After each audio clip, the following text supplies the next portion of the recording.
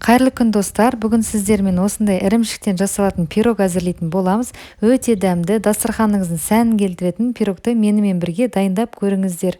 Ең алдымен жұмыртқамызды жарып, оған қант, тұз қосып, жақсылап араластырамыз. Бізге қажет ингредиенттердің барлығын төменге қалдырып кетемін. Керек заттардың қанша қосу керектігін описаниеден көріп аласыз.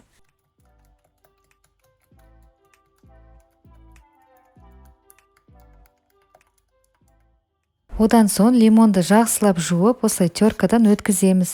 Бұл жерде лимонның ақшыл жерін бірақ өткізіп алмаңыздар, себебі пирогымыз піскен кезде дәмі ащылау болып кетеді.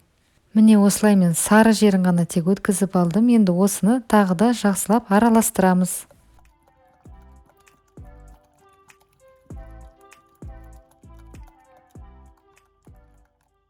Ендігі кезекте сары май. Осы пирогты жасар алдында ең біріншіден осы сары майды холодильниктен шығарып қоюымыз керек. Бізге осындай езілген түрі керек болады. Оны осыған қосып, жақсылап тағы бір араластырамыз.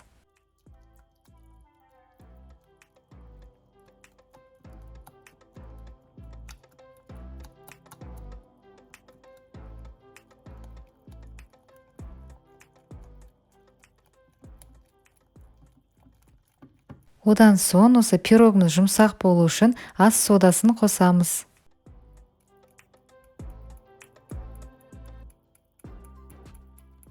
Келесі кезекте бізде оны міндетті түрде електен өткізіп аламыз.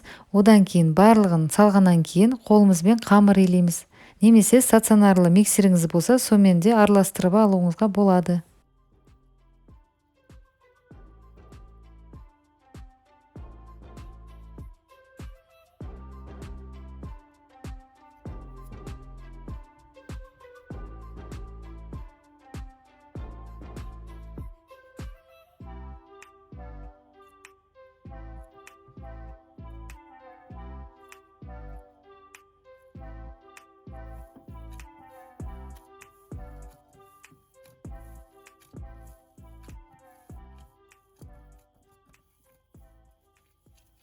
Міне бізде осындай жұмсақ, нәзік үгітілмелі қамыр шықты.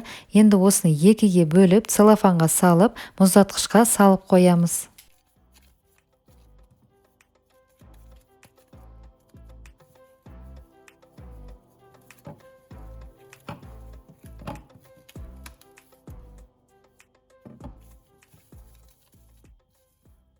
Қамырымыз мұздатқышта тұрғанша салмасына кірісеміз.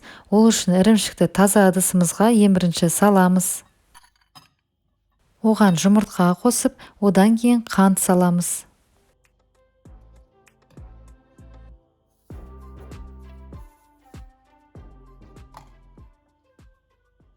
Енді картоп емес, міндетті түрде жүгері крахмалын қосып, егер ванилин дәмін ұнатсаңыз, оны да қосуға болады.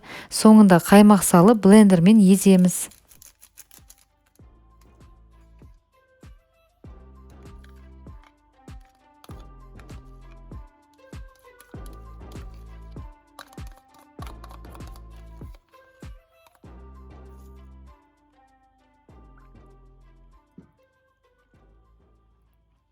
Осы блендермен жұмыс жасаған маған өте қатты ұнайды.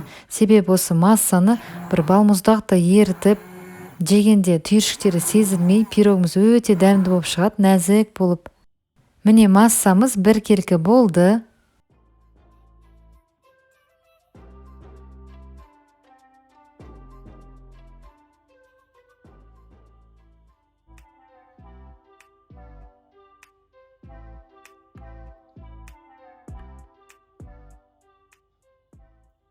Мұздатқыштан қамырымызды аламыз, және де формаға жақсылап асықпай жайып шығамыз.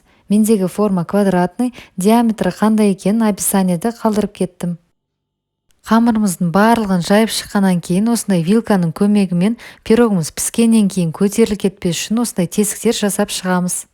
Енді үстіне бір келкі қылып салмамызды құйып шығамыз.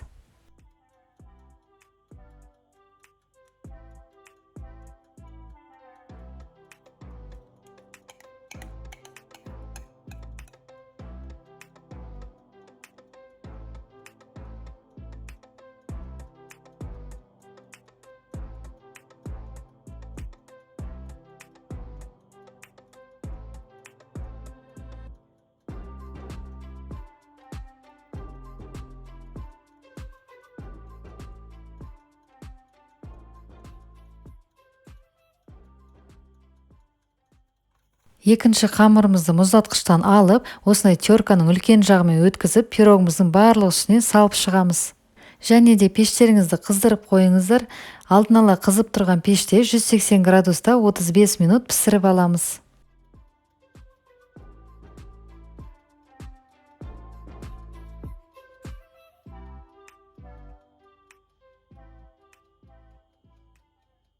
Мінекей пирогымыз да дайын болып қалды. Иісі де сондай ароматный болып тұрады. Қалауыңызша турап, үстіне сахарная пудра сепсеңіз болады. Көріп тұрғандарыңыздай оңай, тез дайындалады.